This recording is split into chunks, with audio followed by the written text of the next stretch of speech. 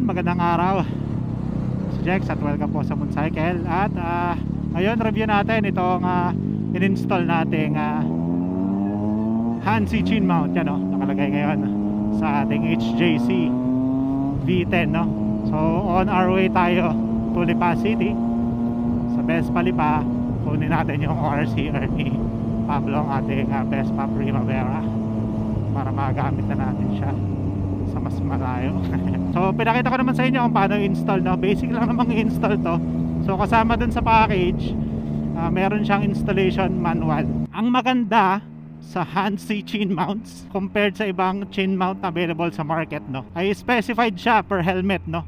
So per helmet may kanya-kanya siyang design. For example, ito sa ating HJC V10, talagang specifically designed yung Hansi chin mount na ito para dito sa helmet na ito, sa HJC V10. Actually, bago pa nga lang lumabas ng HJC V10 sa market, siguro mga isang taon pa lang, pero meron na agad si Hansi, no? Malupit, di ba?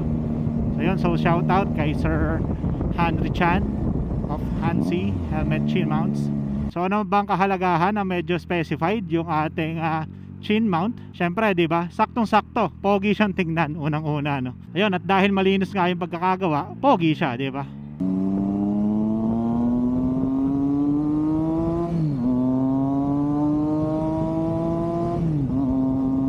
Bukod doon, dahil nga customized yung pagkakagawa ng chin mount na to, yung mga tape points, yung mga magdidikit from chin mount papunta sa helmet natin, saktong-sakto na walang maiiwan na space. Wala namang kaso doon sa mga ibang chin mount, no? Nagkakaigi talaga doon yung iba minsan sa mga universal chin mounts kung tawagin.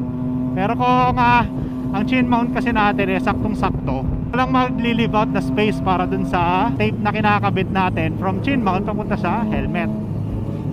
Confident tayo na mas safe at mahahawakan yung ating mga action camera, kasi mahal yung action camera natin, kaya natin nilalagay dyan, no? Pero necessary to para makapag-video tayo, hindi lang para makapag-vlog at makapag-content, kundi na rin makapag-silbing dashcam natin pag nasa kalsada tayo, no?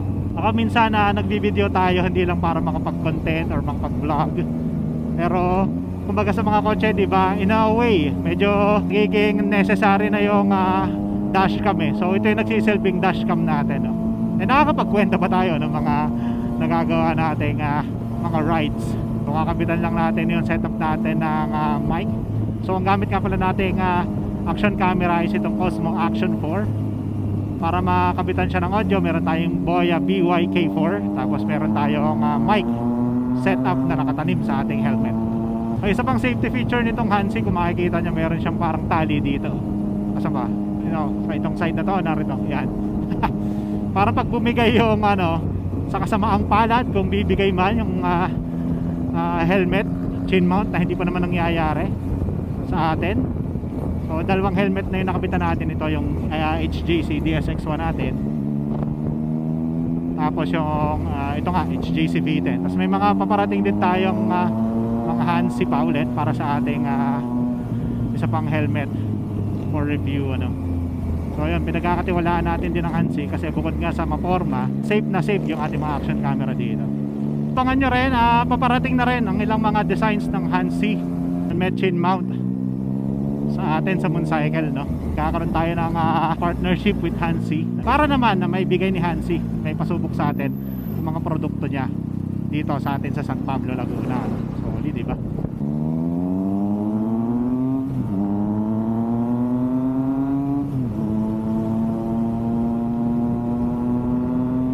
Kung nakita nyo, simple lang naman yung installation, di ba? Hanapin nyo lang yung Hansi chin mount na specific. Ako kasi, kung nakikita nyo, binlower ko pa siya, no?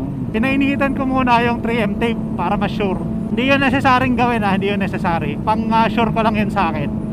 Tapos ang isa pang ite-take note natin, ito kasing helmet ko, naka ceramic coating siya. So napasabay siyang i-ceramic sa Vespa. Mas maganda daw na medyo bago natin kabitan ng 3M tape yung ating helmet ng Hansi chin mount 3M tape, medyo brushin muna natin ng sabon kasi dudulas yun, dudulas yung tape dun sa ceramic. Pero ang ginawa natin, yung part na kakabitan natin, bukod sa sabon, binrush na rin natin siya ng rough surface ng Scotch-Brite para talagang medyo rough yung pagkakabitan ng 3M tape. Tagal-tagal ko na rin ginagamit to. bago ko i-review para mas malaman kung solid talaga, no? So far, happy naman tayo sa performance ng Hansi chin mount natin.